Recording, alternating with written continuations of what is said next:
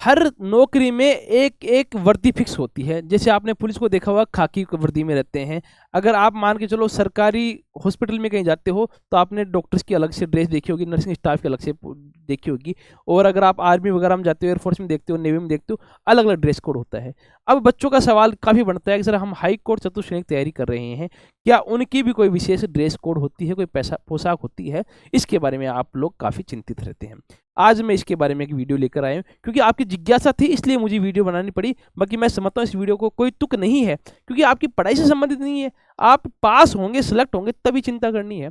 हालांकि ये चिंता होनी चाहिए 5670 कैंडिडेट को, चिंता कर रहे हैं 25 लाख लोग। फिर भी आपकी चिंता है तो क्यों नहीं इस पर बात कर लेते हैं। देखो, वर्दी भत्ता से संबंधित कोई नियम है, वर्दी से नियम संबंधित समझो, भत्ता तो बाद का विषय है। कोर्ट में जो ड्रेस कोड होता है, एक तो जज साहब फॉलो करते हैं। जज साहब क्या फॉलो करते हैं? ब्लैक कोट, वाइट शर्ट और अमूमन ब्लैक पैंट, और वहाँ पर नेक बैंड जो होता है, टाई होती है, वो लगा कर रखते हैं। गर्मियों में वो कोट उसकी छूट होती है, बाकी सर्दियों में कोट पहन के रहते हैं। ये जज साहब के लिए हो गया। रीडर और स्टेनोग्राफर, रीडर जो जज साहब के बगल में बैठे होते हैं, पेशी वगैरह देते हैं, वो रीडर होते हैं, उनके लिए फिक्स होता है। एक स्टेनोग्राफर जज साहब की जो पीए होते हैं, एक अलग छोटा कमरा होता है साइड में, वहाँ बैठ के फैसले वगैरह टाइप करते हैं। उनकी स्टेनोग्राफर और रीडर, इनकी भी वही सेम सी ड्रेस है, कोट ब्लैक, वाइट शर्ट और ब्लैक पैंट, ठीक है, सेम। अब बात करते हैं पियोन, प्रोसेस सर्वर। ये पहले तो प्रोसेस सर्वर क्या होता है? एक तरीके से पियोन का ही पद है। पियोन से एक ग्रेड ऊपर जो होता है वो प्रोसेस सर्वर का यहाँ पर पद होता है।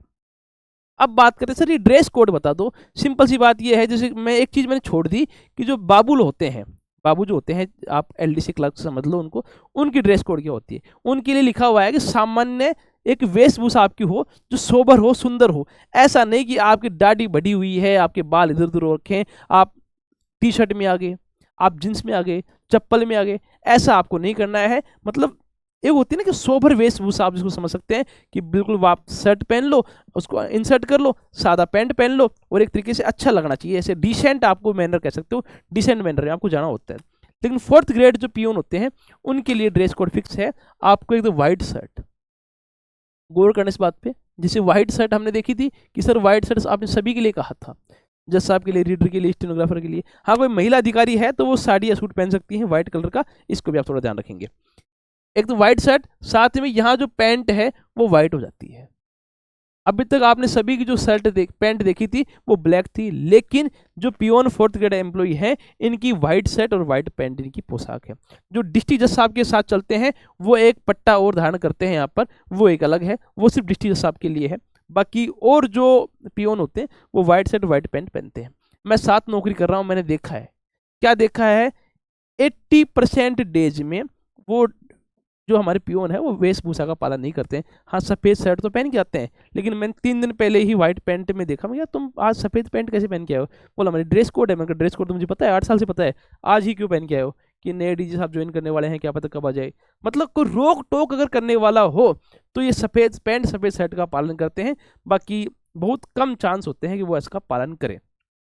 पालन नहीं करना गलत है, इस बात को मैं मानता हूँ, सबको मानना चाहिए, लेकिन अमूमन चल जाता है। ठीक है भाई साहब, व्हाइट शर्ट नहीं पहन के आओ, कोई क्रीम कलर की, कोई भी लाइट शर्ट पहन के आओ, लाइट पैंट पहन के आओ, तो काम चल जाता है। अब बात ये करते हैं सर इसके बदले हमें कुछ पैसा मिलता है क्या? तो वर्दी भत्ता का जो नियम है वो ये कहता है, पियोन के लिए 4500 रुपये सालाना मिलते हैं, स्टेनोग्राफर रीडर के लिए 6000 का भत्ता है। लेकिन हम जो बात कर रहे हैं पियोन के लिए 4500 रुपये का आपको वर्दी भत्ता के रूप में मिलते हैं। इसमें 12 का भाग दे के देख लेना, क्या आप इतनी ड्रेस ला सकते हो? तो 12 का भाग क्यों देना है? आप ये समझो ना, आप एक साल में कितनी ड्रेस खराब कर लोगे? ठीक है, 1000 रुपये की ड्रेस लेके आते हो आप, एक अच्छी सी व्हाइट शर्ट व्हाइट पैंट 1000 रुपये में आ जाती है, आप आराम से 3-3 महीने उसको बदल के पहन सकते हो। ये तो था हमारा ड्रेस कोड का नियम। अब बात ही करते हैं सर ड्रेस कोड तो तब पहनेंगे ना जब हम नौकरी लगेंगे। नौकरी लगने का कोई रास्ता बताओ। तो नौकरी लगने के मैंने बहुत सारे रास्ते बता रखे हैं। रास्ता तो एक ही है, एग्जाम दोगे पास होंगे। अब एग्जाम की जो तैयारी है वो कैसे करेंगे, उसके लिए मैं आपको बता दूं, नोट्स गुरुजी नाम से एक एप्लीकेशन है, जहां पर सिलेक्टेड कैंडिडेट्स आपको Hindi, English, geography, history, political पढ़ाते हैं, और वो आपको तैयारी करा रहे हैं अच्छी तरीके से। उस एप्लीकेशन पे न्याय सारथी के नाम से आपको बैच मिलेगा, और वो न्याय सारथी जो बैच है वो आपको चतुर्थ श्रेणी एग्जाम की तैयारी करवाता है। वहाँ फीस हमने रखी 1 रुपया पर डे, यानी कि 3 महीने की आप जो तैयारी करनी है मात्र 75 रुपये। फीस तो 90 रुपये होती है, वहाँ पे डिस्काउंट और है, 75 रुपये में आप पूरी तैयारी कर सकते हैं। अब आपकी कोई और सवाल है हाई कोर्ट से रिलेटेड, हाई कोर्ट की एग्जाम से रिलेटेड, तो आप मुझे कमेंट में क्वेश्चन डालना, मैं उसका आंसर दूंगा, अच्छे से रिप्लाई करने की कोशिश करूंगा। तब तक के लिए आप जुड़े रहे, तैयारी करते रहिए और अपना जो सपना है सरकारी नौकरी का उसको साकार करने का प्रयास करें। जय हिंद, जय श्री राम।